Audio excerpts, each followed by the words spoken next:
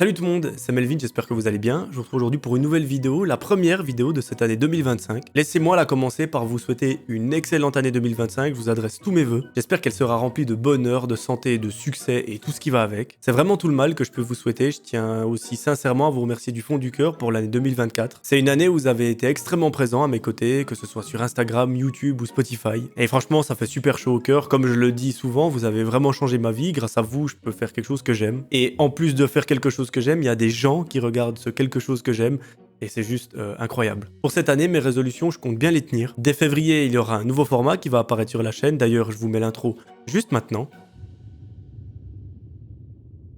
Internet, c'est un monde fascinant.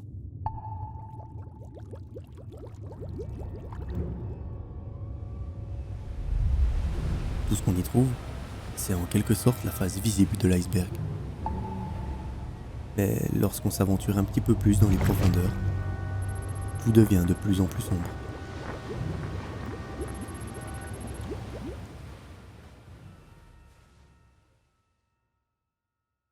Ensuite, vous qui aimez les histoires d'horreur, vous allez être vraiment ravis d'un projet qui va arriver d'ici peu. Je suis encore en train de peaufiner quelques trucs, je suis encore en train d'essayer de rendre le truc encore mieux, mais normalement ce projet il devrait vraiment vous plaire. Ensuite il y a toujours les fameux threads d'horreur que je vais continuer sur la chaîne évidemment, et puis l'idée c'est aussi de faire un petit peu plus d'IRL de temps en temps, que ce soit sur Instagram, sur les réseaux sociaux, sur YouTube ou je ne sais pas encore, mais j'aimerais bien qu'on apprenne un petit peu plus à se connaître, parce que vous avez une face de moi qui est en train de raconter une histoire. Il n'y a pas vraiment la personnalité qui entre en compte. Donc à voir comment ça va se goupiller, j'espère que ça va vous plaire et j'espère que vous serez à mes côtés en 2025 et ainsi que toutes les années qui vont suivre. Voilà, moi je vous propose de ne pas attendre plus que ça avant de passer à l'histoire du jour. Elle a une petite particularité, pour moi elle est extrêmement glauque, pas l'histoire en elle-même, mais l'histoire qu'il y a derrière l'histoire. Et pour couronner le tout, cette histoire, elle m'a été envoyée par l'un d'entre vous. Marion, merci de m'avoir envoyé ton histoire, je sais que tu vas regarder cette vidéo, j'espère que je vais pouvoir la raconter comme toi tu me l'as racontée. Et mes amis, vous allez voir, d'un point de vue psychologique, elle est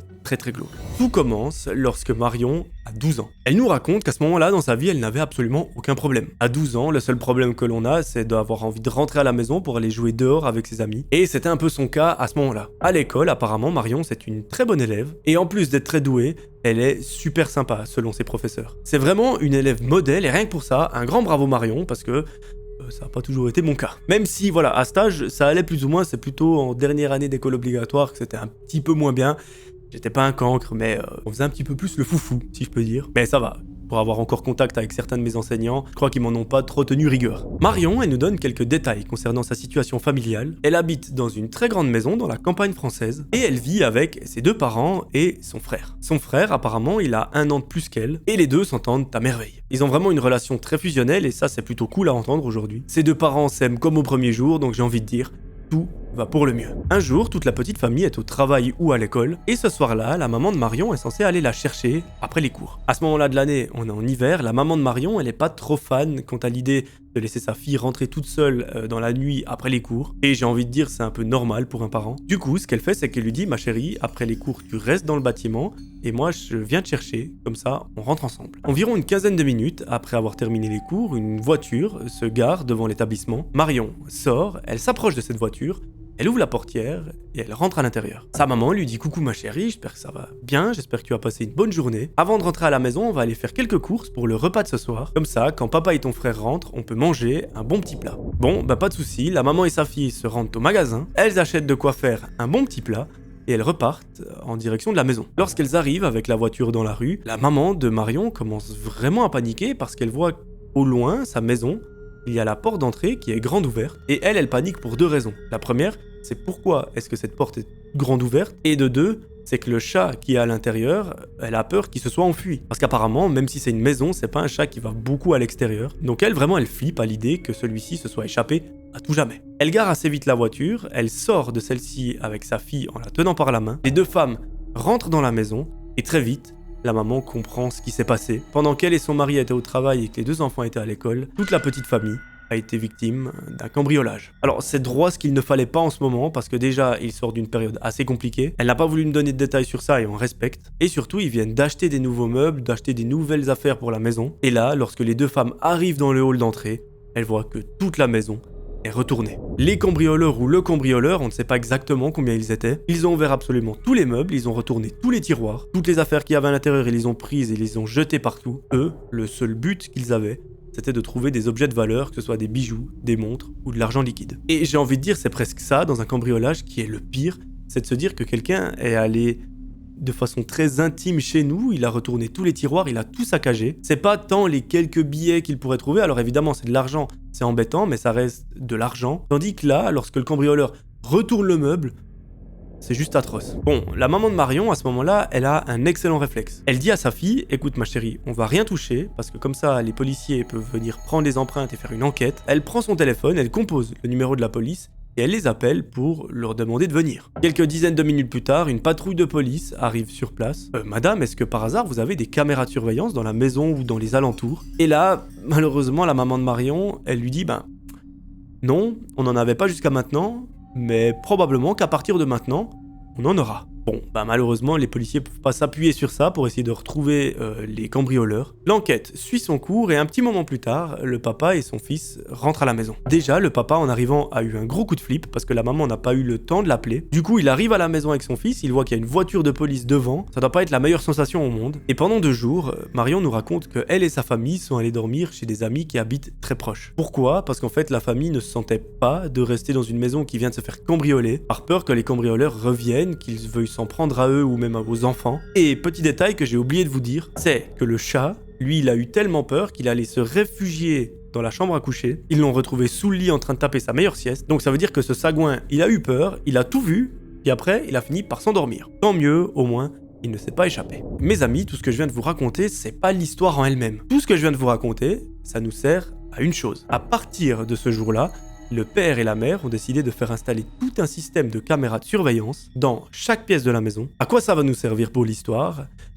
Je vous laisse le découvrir. Bon, après cette malheureuse épreuve du cambriolage, apparemment ils n'ont jamais retrouvé les suspects. Ils imaginent que c'était des cambrioleurs professionnels entre guillemets, donc il y avait des gants qui avaient vraiment tout préparé, ça s'est pas fait à l'arrache. Mais la famille a pu retourner vivre dans la maison quelques jours plus tard, et depuis ce jour-là, plus aucun cambriolage n'a été signalé. On est quelques années plus tard. À ce moment-là, Marion, elle a 16 ans, et la situation familiale, entre guillemets, n'a pas changé. Elle vit toujours avec ses 2 parents, avec son frère dans la même maison, avec le même petit chat, mais avec des caméras de surveillance en plus. Un fameux jour, Marion sort de chez elle, elle attend une de ses amies pour prendre le bus et se rendre à l'école, et ce matin-là, elle voit quelque chose qu'elle n'a pas l'habitude de voir, c'est que ses voisins ont déménagé. Donc ça, ils ont déménagé il y a quelques jours. Par contre, c'est les nouveaux locataires qui viennent d'arriver. Il y a tout le camion de déménagement avec les employés qui sont en train d'amener les meubles dans la maison. Et dans sa tête, elle se dit simplement « Ah, c'est cool, on a de nouveaux voisins ». Au bout de 5 petites minutes, sa copine arrive, les deux montent dans le bus et elles se rendent à l'école. Là-bas, c'est une journée de cours traditionnelle, classique, qui se passe. C'est pas forcément le truc le plus amusant au monde, mais bon, ça se passe. Le soir, elle rentre à la maison et aujourd'hui, elle est particulièrement heureuse. Pourquoi ? Parce qu'on est vendredi. Qui dit vendredi dit que ce soir on peut aller se coucher un petit peu plus tard parce que demain c'est samedi, on a congé. Et ça, Marion, elle aime plutôt bien. Ça lui permet le soir de pouvoir regarder un film et de pouvoir écrire à ses copines en même temps. Et surtout d'aller se coucher un petit peu plus tard pour profiter un peu plus. Bon, à la fin de la journée, elle rentre à nouveau à la maison. Elle se pose dans sa chambre et elle fait 2-3 activités. À un moment, sa maman monte dans sa chambre. Elle lui dit « Ma chérie, écoute, aujourd'hui on va faire quelque chose de spécial. Je sais qu'on ne le fait pas très souvent. Avec votre papa, on a envie de vous emmener au restaurant. Si ça vous dit, préparez-vous et on part dans 30 minutes. » Marion, elle est refaite parce que le restaurant, elle, c'est un moment qu'elle apprécie particulièrement. Parce que les 4 membres de la famille sont autour de la même table, ils discutent, il y a une ambiance absolument géniale. Et comme sa maman le dit, ils ne le font pas si souvent que ça. Marion, elle laisse même pas sa maman terminer la phrase, qu'elle se lève, elle met ses plus beaux habits. Elle se maquille un petit peu, son frère de son côté s'habille aussi, il se met sur son 31. Et 30 minutes plus tard, toute la famille est enfin prête à décoller pour le restaurant. Celui-ci se situe à 25 minutes de route. Pendant le trajet, toute la famille rigole, l'ambiance est juste incroyable dans la voiture, ils chantent à tue-tête. Arrivé au restaurant, une table spéciale leur a été réservée et toute la famille passe commande. Le repas se passe à merveille, mais tout ça va être un petit peu freiné lorsque la maman reçoit une notification sur son téléphone. Et cette notification, quand elle la voit, elle commence à avoir quelques sueurs et à avoir même une boule au ventre parce que ça lui rappelle de très très mauvais souvenirs. La notification, elle dit « Mouvement détecté » sur la caméra de l'entrée. Bon, chelou comme notification, elle commence vraiment à flipper, elle le montre pas à ses enfants pour pas les inquiéter. Elle dit simplement à son mari « Chérie, regarde la notification que je viens de recevoir. Mouvement détecté sur la porte d'entrée.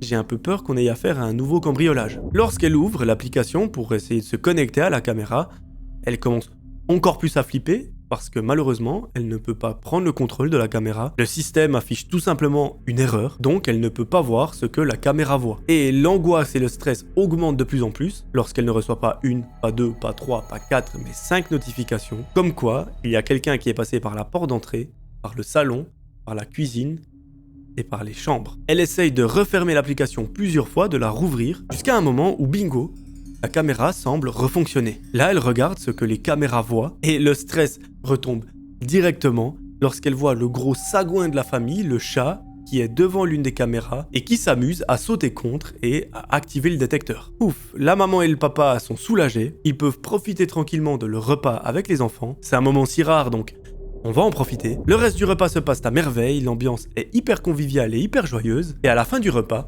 toute la famille se met en route en direction de la maison. Arrivé chez eux, ce petit épisode de stress au restaurant est complètement oublié. Toute la famille se pose au salon, ils regardent tous ensemble un film, et à la fin, tout le monde va se coucher. Marion va à la salle de bain, elle se brosse les dents, elle va dans son lit, et elle prend son ordinateur, elle se met sa petite série, elle fait ça pendant une petite heure, à un moment elle se lève, elle va à la cuisine chercher un petit truc à boire, elle revient dans son lit, et elle continue. À un moment, Marion baisse le son de son ordinateur, parce qu'il semblerait qu'elle ait entendu quelque chose. Bon, au début elle se dit, ok, j'ai complètement badé, j'ai entendu un bruit, c'était bizarre. Elle remet le son, mais cette fois-ci, ce n'est plus un bruit qu'elle entend, elle sent une sorte de coup qui provient de son lit. Bon, bizarre, elle commence un petit peu à flipper, mais son cerveau essaye de la rassurer tant bien que mal. Il lui dit « Panique pas trop, t'as juste badé, c'est la fatigue que t'as accumulée pendant toute la semaine, il n'y a rien. » Marion fait confiance à son cerveau, elle augmente le son de son ordinateur, mais 2 minutes plus tard, il y a de nouveau un coup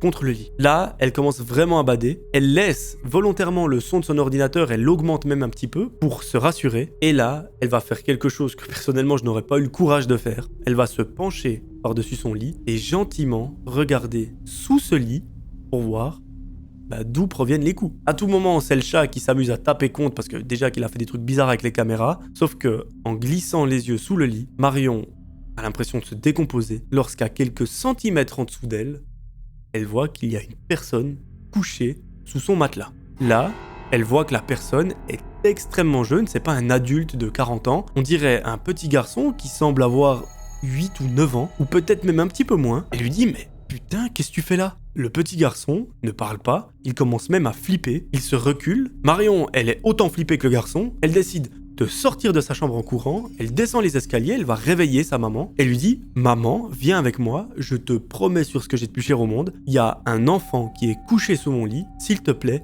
viens !» La maman ne se lève pas tout de suite au début, elle est là un peu « Ah Marion, laisse-moi dormir », pour elle c'est un cauchemar, mais elle comprend très vite que Marion, elle est pas là pour rigoler, elle remonte les escaliers avec elle, et effectivement, elle voit qu'il y a un enfant sous le lit. Et le truc, c'est que cet enfant, il semble avoir de plus en plus peur. Il est tout paniqué, il est tout stressé. La maman essaye de le rassurer tant bien que mal, parce qu'elle a l'esprit du parent qui ressort. Mais elle voit bien que ça semble inutile. À un moment, elle fait un geste qui va aider un peu à débloquer la situation. La maman descend les escaliers, elle va chercher un petit jus de fruits. Elle remonte dans la chambre et elle le propose à l'enfant. Là, l'enfant le saisit, il se met à boire. Et ce geste-là, c'est comme si ça avait un peu donné confiance à l'enfant. Pendant plusieurs dizaines de minutes, Marion et sa maman essayent de tirer un peu les mots de la bouche de cet enfant, de savoir qui est-ce qu'il est, comment est-ce qu'il est entré, pourquoi est-ce qu'il est là, enfin, il y a tout un tas de questions qu'elles ont envie de lui poser, et c'est seulement au bout de 30 à 45 minutes que l'enfant va enfin un petit peu se livrer. Et c'est pas grâce à ces mots qu'il va se livrer, c'est que lorsqu'il sort de sous le lit, que la maman voit que ses habits sont déchirés, elle lui demande « Mais comment est-ce que tu t'es fait ça? Est-ce que quelqu'un t'a fait du mal ?» Et là, l'enfant va dire une phrase qui va glacer toute la maison et toute la rue. Je pense que ça va même faire venir de la neige dans toute la ville, tellement c'était glacial. Il lui répond « Oui, c'est mon papa. » Autant vous dire que quand il lâche cette réponse, les deux femmes se regardent, elles sont en mode « Ok, qu'est-ce qu'on va faire maintenant ?» La maman demande à cet enfant « Mais écoute mon chéri, où est-ce que tu habites ?» Et là, l'enfant va encore lâcher une deuxième phrase qui fait l'effet d'une bombe. Il lui dit tout simplement à côté de chez vous. Et à partir de ce moment-là, l'enfant commence un petit peu à se livrer. Il raconte qu'en fait, il vit seul avec son père, que son père, c'est apparemment un malade. Apparemment, il lui fait beaucoup de mal, c'est d'ailleurs lui qui lui a déchiré ses habits ce soir-là. Et l'enfant a profité que son père s'endorme sur un des fauteuils du salon pour s'échapper, et le premier repère qu'il a eu l'idée d'aller visiter, c'était chez ses voisins. Et lorsqu'il est arrivé sur la porte d'entrée et qu'il l'a ouverte, celle-ci s'est ouverte toute seule parce qu'elle n'était pas verrouillée à clé. Et c'est malheureusement lui qui a fait sonner toutes les caméras de surveillance de la maison, et ce n'était pas le chat. Alors que la famille, elle s'était dit ok, c'est le sagouin de chat qui, voilà, il a sauté, il a fait déclencher les caméras, y a pas de souci. En fait non, c'était juste cet adorable petit bout de chou qui est rentré dans la maison, qui malheureusement a déclenché toutes les caméras et qui est immédiatement allé se cacher sous le lit. C'est d'ailleurs pour ça que sur les caméras de surveillance, la maman ne l'a pas vu, parce que tout simplement il était caché. Bon là, c'est super glauque comme situation parce que la maman ne sait pas vraiment quoi faire. Elle réfléchit, elle descend pour réveiller son mari, pour lui demander son avis et son aide. Les deux se mettent à réfléchir pendant une trentaine de minutes lorsque soudain, au milieu de la nuit, la sonnette retentit. La maman de Marion et son mari se regardent, flippés comme jamais. Le papa lui dit « Ne bouge pas, ne fais pas de bruit, je vais aller voir. » Il descend gentiment les escaliers, il ouvre la porte, et là, il voit un homme. Cet homme, il a l'air assez space. Il dit au papa, écoutez, je suis vraiment paniqué, je viens de perdre mon fils. Je me suis endormi dans le salon, il est parti de la maison. Je ne le retrouve pas, il est pas dans sa chambre. Est-ce que vous ne l'avez pas vu par hasard? Là, le papa de Marion, sur un ton très très ferme, il lui dit, non, on n'a pas vu votre fils. Si jamais on le voit, on vous appelle, et si jamais, n'hésitez pas à contacter la police si vraiment vous ne le trouvez pas. Il referme la porte très très vite, il s'empresse de prendre son téléphone portable, d'appeler la police, et de leur expliquer ce qui vient de se passer. Que l'enfant des voisins a fugué et qu'il est chez eux, qu'apparemment son père lui a fait beaucoup de mal, et que ce même père vient de venir sonner chez eux en mode « Ah, j'ai perdu mon enfant, aidez-moi à le retrouver. » Donc imaginez-vous la folie de ce type. Très vite, une patrouille de police arrive sur les lieux, et là, le papa de Marion explique où se trouve le voisin. C'est la maison à gauche, et les policiers procèdent à une interpellation. Très vite, l'enquête a pu démontrer que ce père est juste complètement fou, qu'il n'aurait jamais dû avoir le droit d'avoir un enfant, tellement c'est une pourriture sur pattes. Et le problème, et c'est là où c'est vraiment super malheureux, c'est que cet enfant, il a vraiment pas la vie facile. Sa mère, apparemment, est décédée il y a quelques mois dans un accident de voiture. C'est son père qui a donc obtenu la garde, les grands-parents ne sont plus là. Donc son père, c'est un peu la seule personne qui lui reste, sauf que c'est une telle pourriture et un tel déchet sur pattes que malheureusement, cet enfant peut aujourd'hui considérer qu'il n'a plus personne. Suite à cela, étant donné le très bas âge de cet enfant, il a été placé dans un foyer. Mais, par contre, là où c'est extrêmement beau, c'est que depuis ce jour-là, c'est comme s'il faisait partie de la famille de Marion. Alors, effectivement, il n'a pas le même sang, il n'a pas le même nom de famille, il n'est pas officiellement de la famille, mais chaque année, pour les fêtes, pour tous les événements importants, son anniversaire, Noël, Pâques, etc., ils font venir le garçon chez eux, dans la famille, pour passer du bon temps ensemble, et vraiment, aujourd'hui, il fait partie des leurs. Vraiment, je vous cache pas, moi, quand j'ai lu cette histoire, j'étais pas très bien, je trouvais que c'était vraiment, vraiment super triste. On vit vraiment dans un monde juste de cinglés. Enfin, il y a des gens, on se demande, moi, c'est comme les animaux, j'arrive toujours pas à me dire, maintenant j'ai mes 2 petits chats, j'ai Pookie à la maison chez ma maman. Quand je les vois, je me dis, mais comment est-ce que des humains arrivent à faire du mal à ce genre de créatures? Et là, aujourd'hui, il y a des gens qui font du mal à un enfant, un pauvre enfant qui a déjà eu toute la misère du monde. Il a perdu sa maman, il a perdu ses grands-parents. Ça doit être absolument terrible à vivre, surtout à cet âge. Et en plus de ça, vous osez lui faire du mal, enfin... Je trouve vraiment qu'on est dans un monde très très moche des fois. Et du coup, c'est pour ça que quand j'ai lu la fin de l'histoire, j'étais vraiment très touché. Je me suis dit, putain, il y a quand même des belles personnes qui existent. Et je suis super content pour cet enfant qu'aujourd'hui, il ait pu un peu s'intégrer dans une famille et qu'il la considère comme la sienne. En tout cas, Marion, encore merci beaucoup de m'avoir écrit ton histoire, elle m'a beaucoup touché. Un grand merci à ta famille, à tout le monde d'avoir fait en sorte que ce petit garçon puisse avoir la vie qu'il mérite. Je trouve ça juste incroyable de votre part. Un grand merci, je pense, au nom de toute la chaîne. Merci de m'avoir fait confiance, j'espère que j'ai pu raconter l'histoire comme tu me l'as raconté. Moi, je vous remercie de m'avoir écouté, je vous remercie de m'avoir regardé. Je vous propose de vous retrouver très très vite pour une nouvelle vidéo. J'ai hâte de vous proposer tous ces nouveaux projets. Moi, je me réjouis de vous retrouver très très vite pour une nouvelle vidéo. C'était Melvin, ciao tout le monde.